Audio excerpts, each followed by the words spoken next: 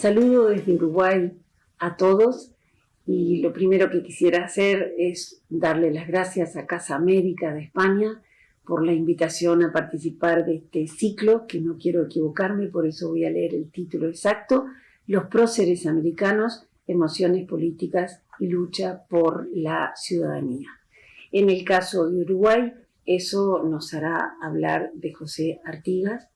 porque es para todos nosotros no solamente el héroe máximo, sino el héroe que se asocia a la idea de nación, a la idea de fundación de la nación, al ciclo de las independencias, aunque no es él personalmente quien la obtiene, sino la segunda etapa del ciclo por la independencia, con otros protagonistas, todos lugartenientes de él, pero él protagoniza de alguna forma la idea fuerza mayor de la autonomía porfiada, casi rabiosa, de los orientales, los habitantes de la banda oriental, que luego fue provincia oriental, y finalmente cuando adquiere la condición y el estatus de país independiente, nace al mundo como una nueva nación con el nombre de Uruguay. Así que de José Artigas me dedicaré a hablarles una vez que he hecho el agradecimiento correspondiente a la invitación. Lo primero que querría contarles es que Artigas protagoniza apenas 9 años de vida pública y que esos 9 años han generado una historiografía potente y muy voluminosa en nuestro país, precisamente por esa condición de héroe fundacional. Esos 9 años van entre 1811, que es cuando se inicia el proceso revolucionario en la banda oriental, y llega hasta 1820, año en que Artigas y su sistema político es derrotado e ingresa pidiendo asilo, pidiendo refugio, al Paraguay del doctor Gaspar Rodríguez de Francia, que se mantenía celosamente aislado y pertrechado para no mezclarse con los problemas políticos de las provincias unidas del Río de la Plata, que desde Paraguay se llamaban las provincias de abajo, porque hacia abajo tiene que navegarse en los ríos para llegar a la desembocadura natural de todo ese sistema que es Buenos Aires. 1820 ingresa entonces en Paraguay y vive 30 años en el más absoluto anonimato, en el más absoluto silencio, con apenas 2 cartas que son los únicos restos documentales de su presencia y de su voz en Paraguay, cartas emitidas apenas ingresó, solicitándole precisamente al dictador Francia que lo recibiera, que no lo recibió, más allá de que le dio asilo y le permitió morir de muerte natural y de vejez a los 86 años. Un año más tarde, sus restos son repatriados al Uruguay, ya país independiente, y allí comienza una larga evolución que lo traslada desde la leyenda más oscura, más negativa, la llamada leyenda negra antiartiguista, hasta la elaboración de una leyenda que solo podemos en color decir que fue dorada, porque es realmente la leyenda de un héroe máximo, absoluto, intachable, referencial, identitario. Ese es el periplo en el que podemos de alguna forma enmarcar la figura de Artigas. El segundo dato que me parece importante presentar ante ustedes es el tipo de movimiento y el tipo de liderazgo que Artigas ejerce en esos 9 años de actuación política pública. Él va a ejercer un mando vertical, absolutamente personalizado, pero con una tendencia constante a la convocatoria a asambleas, a congresos, asambleas precarias, porque era un movimiento de base popular muy amplia, y porque además en la evolución política de ese movimiento, quienes lo fueron abandonando a medida que el movimiento se radicalizaba y decía solamente república, solamente federación son admitidos, o cuando decía el cerno, el corazón del movimiento son los sectores más desposeídos, las viudas pobres, los indios, los negros libertos. Cuando planteaba el protagonismo político de sectores sociales que en la época colonial no tenían presencia política, actuación ni voz, eso asustaba por su radicalidad y lo fueron abandonando los sectores de mayor poderío económico y termina siendo un movimiento netamente popular, peligrosamente popular ante los ojos de muchos adversarios políticos. Frente a ese movimiento, él fue un líder, sin embargo, con condiciones que derivaban del sistema político anterior, o sea, de la monarquía.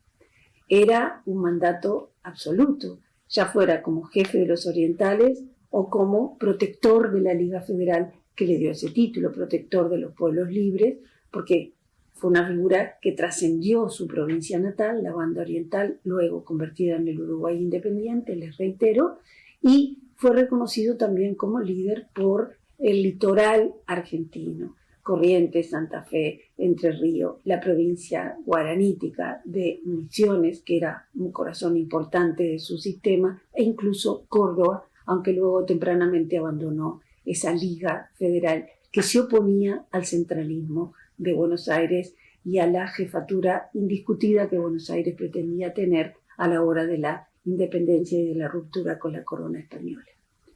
Es el jefe de un movimiento popular, es el jefe de un movimiento no indigenista ni abolicionista de la esclavitud, a esas definiciones políticas no llega, es sin embargo en su base amplia y popular, en su base participativa, en su formación ciudadana mediante la guerra por la autonomía, es un movimiento que desgasta todos los lazos de dependencia, los lazos de esclavitud, los lazos de subordinación. Lo desgasta, pero no llega al cuestionamiento franco de la institución esclavitud, ni llega al cuestionamiento franco de la situación de relacionamiento, también en términos de supeditación política y territorial que tenían los blancos respecto a los indios. Con esas características de popular, de escandaloso ante los ojos de ciertos centralistas y por supuesto de los poderes políticos vinculados con la corona española y también con el emergente poderío de la Junta porteña y luego del directorio, con esas características podemos definir el mandato de Artigas como un mandato vertical, con resabios de lo que había sido el poder indiscutido de un rey, con los mismos lazos de lealtad que se le pedían a los súbditos, pero en este caso se piden en aras de la guerra, se piden en aras de los ideales superiores de construcción de un mundo nuevo y mucho más igualitario. La lealtad sigue siendo la medida de cohesión social y política de esa grey variopinta que escandalizaba tanto ante los ojos de las personas más apegadas a las instituciones. Algunos de los juicios de la época les pueden a ustedes ilustrar esto que estoy diciendo. Por ejemplo, alguien representante del gobierno porteño, del gobierno de Buenos Aires, dijo con escándalo: vive andrajoso, rodeado de sus soldados que tienen el mismo aspecto, despacha el gobierno desde la parte de atrás de una carreta, porque no había protocolo, no había más rango que el del coraje y los éxitos obtenidos en el campo de batalla. Una revolución se da a sí mismo la capacidad de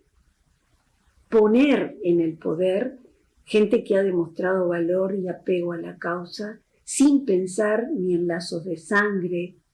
ni en lazos familiares, ni los protocolos sociales más habituales en la época. Esa ruptura y esa mirada hacia los más humildes hace de la revolución que protagoniza Artigas un movimiento netamente popular, sin llegar ni a la actitud anti-esclavista, ni llegar a decir es un movimiento indigenista. Es un movimiento mestizo, de criollos, incluso de españoles que abrazan la causa, pese a que se cuestiona a la corona, en el cual hay una presencia importante de grupos indígenas y de esclavos que muchas veces obtuvieron, plegándose a la revolución, la manumisión directa por servicio a la revolución, que no es lo mismo que decir se decreta abolida la esclavitud. Ese mandato popular y directo lo convierte en un caudillo. Caudillo, sobre todo para los españoles, tiene otra connotación y me gustaría ser clara cuando digo que es un caudillo para el Río de la Plata. Es un hombre que en un territorio hoy pequeño como país, pero inmenso para los medios de locomoción de la época y para la situación de penillanuras más pobladas por ganado y por equinos que por gente, porque realmente la población se condensaba apenas en Montevideo y 2 o 3 ciudades importantes más, y lo demás era campo abierto, agreste, sin alambrado porque aún no lo existía, sin un sistema claro de propiedad de la tierra, pero con una capacidad reproductiva del ganado que era la riqueza natural de estas tierras. En ese paisaje y en esa situación extremadamente austral que tiene la banda oriental, una forma de liderazgo es la que se ejerce desde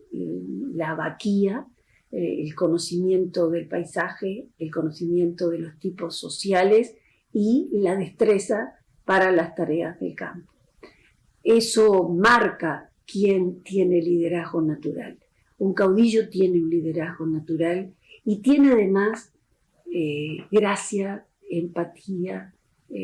reconocimiento de fuerza por parte de los demás. Se construye en la forma en que se establecen las relaciones sociales. El liderazgo de un caudillo es un mandato mitad afectivo, por eso me gusta tanto que el título de este ciclo haya sido Emociones políticas y lucha por la ciudadanía, porque la pertenencia a un bando es fundamentalmente algo que se cultiva a partir de un vínculo emocional, por sobre todas las cosas, con el jefe, con el que dirige, con el que concita la confianza y la simpatía, con el que dice hacia dónde hay que ir y qué es lo que hay que hacer. El movimiento en sí, que estalla en 1811 en la banda oriental, fue descrito por un historiador llamado Alberto Zunfelde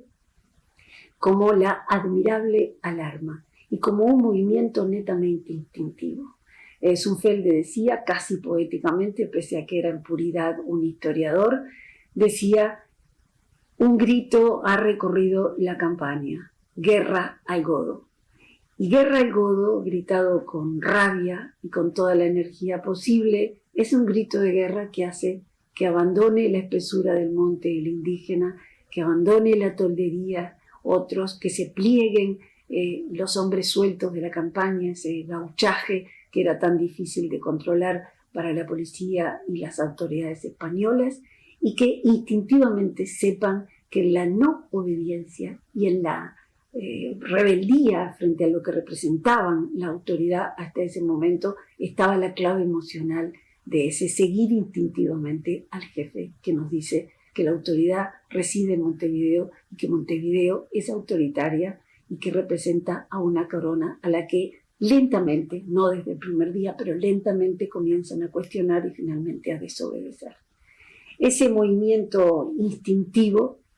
se va luego a decantar socialmente, como les dije, va a haber una representación de todos los grupos sociales, pero se va a ir en su radicalidad creciente, se va a ir decantando por una definición popular y una definición política extrema. Digo extrema porque en la época, una vez decidido que la corona no tendría más la obediencia incuestionada por parte de los criollos, de los colonos, de los integrantes del sistema colonial, había que decidir a quién se obedecía. La discusión sobre la soberanía fue extensa, fue compleja, fue más allá de discutir el pacto social, porque, por ejemplo, una de las cosas que se discutió es: ¿y si rompemos con la corona española? ¿Por qué Buenos Aires dice que tenemos que obedecer a Buenos Aires?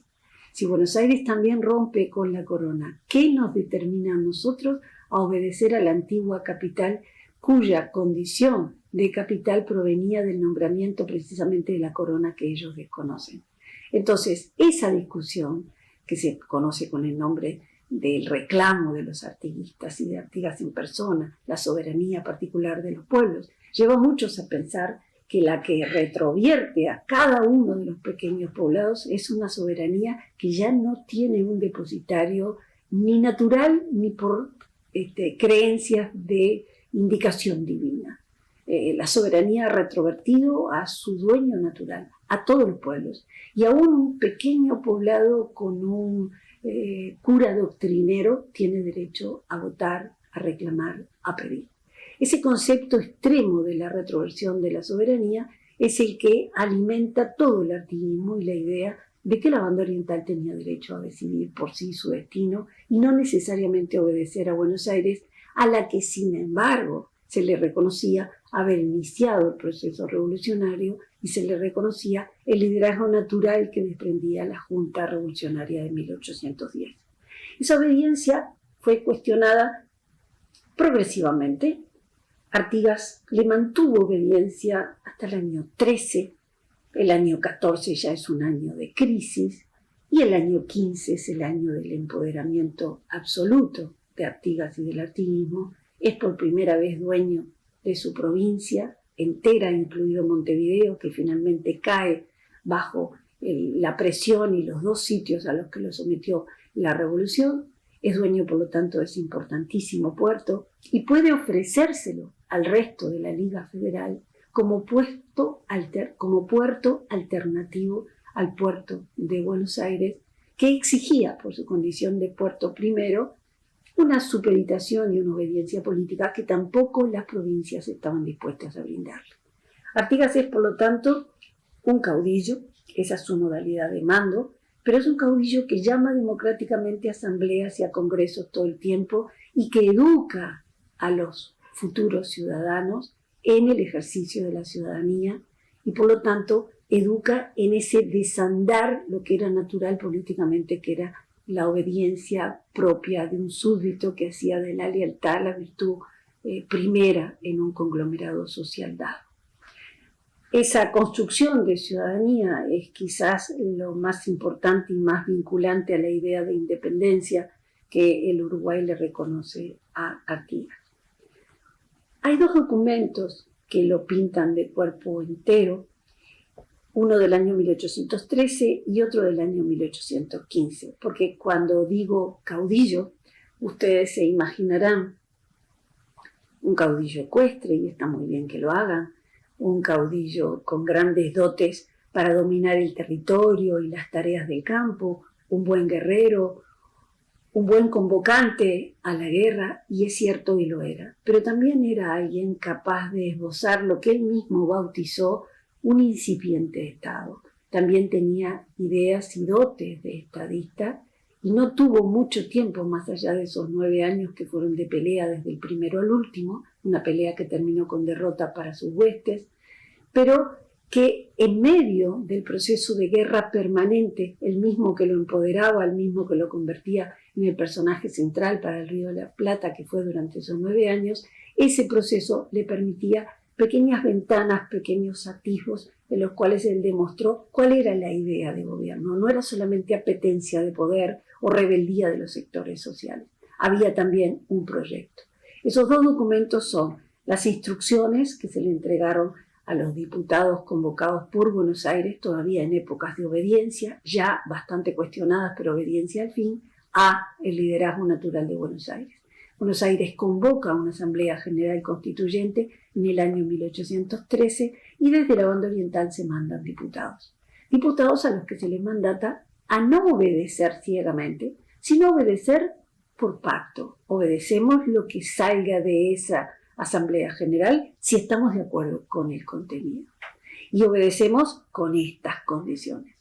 Esos 20 puntos son 2 hojitas,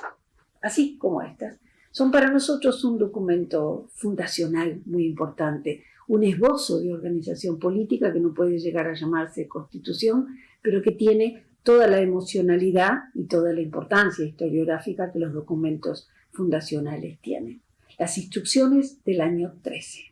Instrucciones del año 13 que se le entregan a los diputados que se envían desde la banda oriental a ese Congreso General Constituyente reunido en Buenos Aires, que finalmente no elaboró ninguna constitución, por lo menos no en el año 13, porque era problemático hacerlo y conciliar la voluntad de todos. Congreso en el cual algunas de las ideas de cuál debería ser la forma organizativa no solamente ponían todas el acento en que Buenos Aires fuera el epicentro de lo que se organizara, sino que algunos tenían dudas y pensaban que una monarquía era todavía una forma viable de gobierno. Una monarquía para la cual algunos imaginaban que podía ponerse casi más como fachada que como poder real, por ejemplo, a un descendiente de los incas. Frente a eso, por supuesto que las condiciones que llevaban los diputados orientales enviados por Artigas eran completamente distintos, no estaban dispuestos a votar una cosa así, Lo que el artiguismo postula es, por el contrario, una condición básica de ese por elaborar cuerpo constitucional era la república. La forma organizativa de las provincias del Río de la Plata tenía para el artiguismo que ser la república. República con separación de poderes. Por lo tanto, hay dos acepciones de república que quedan para siempre vinculadas fuertemente al artiguismo. Una es la forma de gobierno, separación de poderes, representación, control de los representados sobre el representante, movilidad en el gobierno, capacidad para elegir y renovar los gobiernos, todas esas cosas que son normales en nuestro mundo de hoy, pero que eran ideas nuevas, algunas muy escandalosas, en un mundo todavía regido por los principios monárquicos. La otra acepción de república que el artiguismo de alguna manera encarna y enseña es la que deriva del viejo derecho español, que es la res publicae. La res publicae como cosa pública, el ejercer la cosa pública por parte de todos como un colectivo igualitario. O sea, las cosas de los vecinos las discuten los vecinos en una aparentemente desordenada asamblea, en donde el único orden es el de las propuestas y la única igualdad defendible a capa y espada es la de el voto de todos cuenta por igual. Esa condición de cosa pública es la que precisamente el artiguismo cultiva en su educación para la ciudadanía. La otra gran idea que transmiten las instrucciones que recibieron los diputados orientales es la de la federación. Estas provincias tendrán que unirse en federación utilizando la palabra, pero en realidad no el concepto de federación, que todavía no estaba madurado en el mundo, ni siquiera en lo que luego serían los Estados Unidos, que son los que en realidad van a elaborar el concepto que actualmente adjudicamos a federación. Más bien se trataba de una confederación, de una alianza por igual entre provincias que reconocían un gobierno central para los asuntos generales y una rabiosa autonomía individual de cada una de las provincias ligadas entre sí por un pacto ofensivo-defensivo. No llegaron a la elaboración de federación que implicaba una cesión de una porción, esto me salió hasta en verso, de soberanía, con la cual se constituiría la soberanía y la autoridad, el cerno de autoridad central, que es el del gobierno central. A esa elaboración no se llega y a esa discusión en torno a cómo y qué se cede de porción de soberanía para constituir un gobierno central, el artiguismo no llegó. Por lo tanto, podemos hablar de una confederación. Una confederación en la cual la división de poderes era básica y en la cual la revisión del pacto de soberanía era imprescindible. ¿Por qué? Porque todas las provincias tenían el mismo poder, todas tenían el mismo voto y la condición también indiscutible para el artiguismo era que la capital que se diera necesariamente quedara fuera de Buenos Aires. Por supuesto, las instrucciones hablan además de la libertad civil y religiosa en toda su extensión imaginable, y no estamos hablando de pluralidad de cultos en una época y en un lugar del planeta en donde esa discusión no había arribado todavía. No había variables religiosas tan potentes como para que fuera contemplada. Hay un esbozo constitucional que no llegó nunca a presentarse, que es un gran documento de época, que nos puede ayudar a iluminar, como si fuera una linterna, el texto de las instrucciones para entender que cuando se habla de libertad civil y religiosa en toda su extensión imaginable, lo que probablemente el artiguismo estaba queriendo decir era autonomía eclesiástica frente a Buenos Aires, y en todo caso, si se estaba contemplando alguna forma de libertad religiosa, a lo que se referían era, porque ese texto constitucional inconcluso, ese documento del cual acabo de hablarles lo señalaba, era un ritual regido por la Iglesia Católica y una autonomía para los ámbitos privados en lo cual cada persona se entendería con Dios a la manera en que creyera, porque sí había una reafirmación de la existencia de un ser supremo. Esa libertad civil y religiosa, ese nuevo pacto social con igualdad de las provincias y esa división de poderes eran un grito de autonomía para la provincia oriental, que se consideraba dueña de sus destinos, que por lógica le resultaba a Buenos Aires bastante intolerable. El otro documento que de alguna forma señala la radicalidad del artiguismo es de 2 años posteriores, 1815. Es el reglamento de tierras para el arreglo de los campos, un viejo problema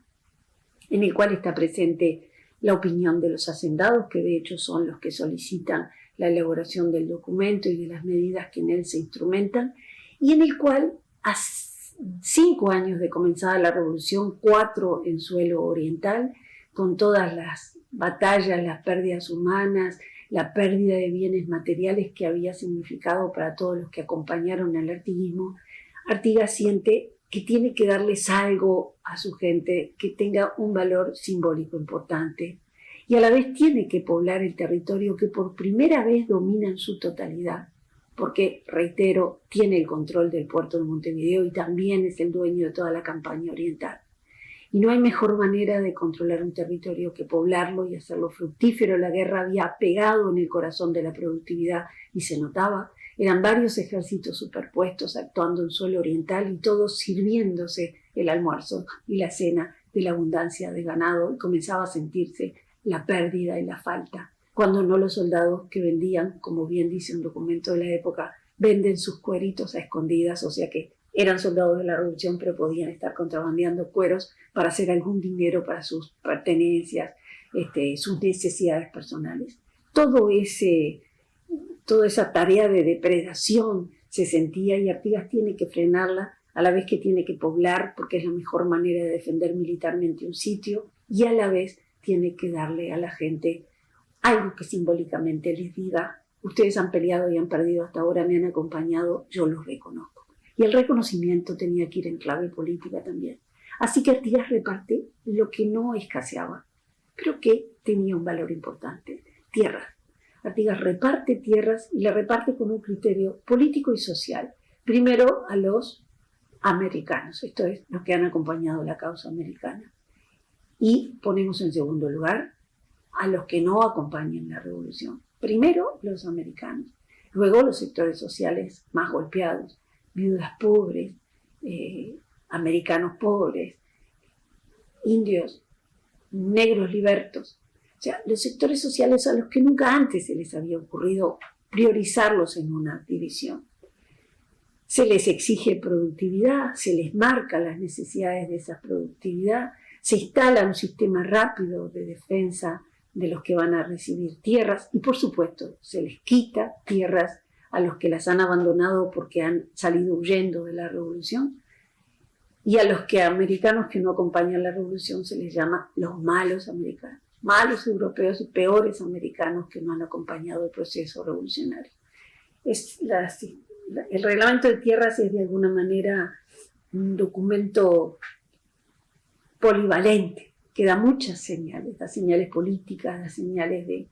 reconocimiento a los revolucionarios y da señales productivas.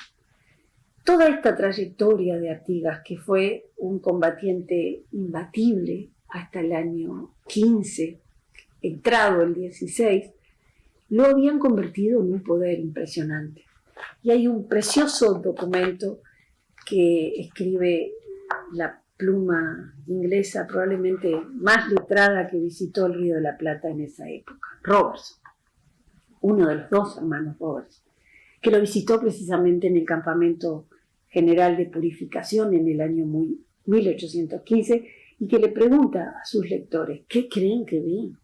Pues vi al excelentísimo protector de la mitad del Nuevo Mundo sentado en un cráneo de novillo junto al fogón encendido en el piso del rancho, dentro del rancho, comiendo carne de un asador, esto es, clavado en el cuchillo y sostenido con la mano sin más cubierto que el cuchillo, comiendo carne de un asador y bebiendo ginebra en guampa a falta de vasos de vidrio. Lo rodeaban una docena de oficiales igualmente mal vestidos, en posturas semejantes y ocupados en todo lo mismo que su jefe. Todos fumaban y charlaban. El protector le dictaba a 2 secretarios a la vez, que ocupaban juntos en una mesa de pino las 2 únicas desvencijadas sillas con asiento de paja que había en la choza. El piso de esa choza, que era bastante grande, en que el general, su estado mayor y sus secretarios se congregaban, estaba sembrado de pomposos sobres de todas las provincias, algunas muy distantes, 1500 millas, algunas desde el lugar de donde nos encontrábamos, todas igualmente dirigidas a Su Excelencia el Protector de los Pueblos Libres. A la puerta de la choza estaban los caballos humeantes de los correos que acababan de llegar. Llegaban uno tras otro cada media hora. Y estaban también atados los caballos frescos, prontos para partir con igual frecuencia, con sobres que contenían las respuestas a los sobres que habían recibido. Soldados, ayudantes, escuchas, llegaban a galope de todas partes. Todos se dirigían a Su Excelencia Protector. Y Su Excelencia Protector, sentado en su cráneo de toro, fumando, comiendo, bebiendo, dictando, hablando, despachaba sucesivamente los varios asuntos de que se le noticiaba con tranquila o deliberada, pero imperturbable indiferencia, que me reveló muy prácticamente la exactitud de aquel axioma: espera un poco, que estoy deprisa. Creo que si todos los asuntos del mundo hubieran estado a su cargo, no hubiera procedido de otro modo. Parecía un hombre incapaz de atropellamiento y era, bajo este único aspecto, semejante al jefe más grande de la época. Por supuesto que antes de que Robertson se diera cuenta, Artigas le había puesto en la mano un cuchillo con un trozo de carne clavado en él, humeante y pronto para ser comido. Le había convidado con ginebra en otro cuerno de vaca, le había cedido el único catre que había para que descansara y durmiera esa noche, y le había dicho: tengo muy poco dinero, no sé de dónde viene la próxima partida. Era un austero, casi espartano, jefe militar, al que Robertson llamó con justicia el amo de la mitad del Nuevo Mundo. Lógicamente, un hombre así concita muchos enemigos, y él tenía 3 muy claros. Por supuesto, la corona española, que tenía allí a un rebelde que había dicho: no obedecemos más a la corona y en este territorio no nace nadie más con derechos de sangre. Aquí no habrá nunca más un duque y un conde. Ese era el grito de guerra del artiguismo frente a la corona. La corona española perdió el control del territorio oriental en 1814, pero no perdió nunca el deseo de recuperarlo. Así que todavía en 1823, ya lo había hecho desde 1815 con la expedición de Morillo, pero en 1823 seguía enviando expediciones y planificando expediciones con la intención de recuperar el Río de la Plata, y hasta 1823 hubo, sobre todo en Montevideo, el antiguo puerto y apostadero naval que tan fiel le fue a España, porque allí había una presencia militar muy fuerte de marinos españoles. Hasta esa fecha todavía había quien esperaba con ilusión que viniera una expedición militar española que los liberara mágicamente de esa revolución republicana, igualitaria, con representantes de gobierno de aspecto bastante más andrajoso de lo que una pomposa autoridad tenía que tener a los ojos de estos españoles apegados a la corona y a sus rituales de pomposidad y de excelencia. Ese es un enemigo poderoso que en realidad no le hizo mucha mella. Sí le fue muy adverso el segundo enemigo, Buenos Aires. Buenos Aires llegó en el año 1816 a enviarle notas todavía diciéndole que integraba la revolución y que esperaba sus fuerzas y que esperaba su colaboración, y secretamente estaba en connivencia con el tercer enemigo, que es el poder portugués, luso-brasileño, porque en algún momento también los aires de independencia les llegan y Brasil rompe con la corona portuguesa por esa vía dinástica y en ese cambio de manos del poder tan singular que hizo Brasil. Así que el poder luso-brasileño, cual vamos a sintetizar y decir para mayor comodidad los portugueses era el tercer enemigo. Pues Buenos Aires se alió con ese tercer enemigo de manera secreta, porque la revolución nunca hubiera permitido, la gente, los seguidores de la revolución no hubieran permitido que se estuvieran aliando con el enemigo en común para derrotar a un brazo que le presentaba dificultades políticas para la cohesión con ánimo de centralidad. Así que Buenos Aires es el segundo enemigo. un Buenos Aires que tuvo su propia variación en cuanto a organización política. Comenzó siendo una junta revolucionaria en el año 10, tuvo la forma de un triunvirato, tuvo la forma de un directorio y tuvo distintos directores. Unos fueron más adversos que otros, unos con nombre y apellido adquirieron la condición del enemigo más visible de Artigas. No importan los nombres, lo que importa es que para Buenos Aires, la provincia oriental que se quería segregar, la provincia oriental que quería capitanear, dirigir una liga federal que le exigiera a Buenos Aires ser uno más pero no el centro, era un enemigo poderoso. Un hombre que en esa revista que de alguna manera le pasa a Robertson al campamento cuando lo visita, dice, tiene 7.500 soldados dispuestos a moverse, tiene una táctica de enorme movilidad porque como montan dos hombres en un caballo, uno queda cuidando el caballo, el otro desmonta y pelea, son capaces de recorrer en la noche una enorme distancia, son capaces de llegar a un campo de batalla y salir de él con enorme rapidez. De verdad son soldados de las estepas, solamente comparables con ellos con su bravura y con su ductilidad y su conocimiento del terreno. 7.500. Era un enemigo poderoso. Portugal lo sabía y Portugal tenía el deseo de siempre, el geopolítico y profundo deseo de dominar la banda oriental y sumarla a sus tierras, y por lo tanto la ambición de Portugal estuvo siempre allí y jugó su carta en esa derrota final que Artigas sufre en el año 1820. Los 30 años de silencio en Paraguay fueron una caja de resonancia que de alguna manera es la antesala de la elaboración del mito, porque hay un hombre y hay un mito que lo termina convirtiendo después de su muerte en el héroe nacional de un país al que le enseñó el camino a la independencia, aunque no la consiguió él directamente. El camino era aún un poco más largo y empedrado, pero el valor de su figura simbólica fue enormemente importante. Los 30 años vividos en Paraguay son de alguna forma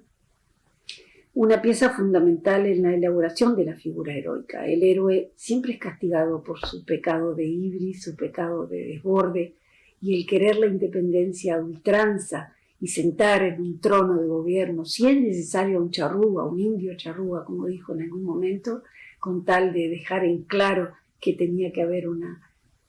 llana horizontalidad política, fue quizás una demasía para su época y para su momento. Eso es lo que la historiografía cristalizó en el momento de comenzar a construir la leyenda dorada. Cuando visiten Uruguay, verán en medio de la Plaza Independencia un jinete imponente. No podía ser otro que José Artigas para el Uruguay. Ojalá vengan a verla.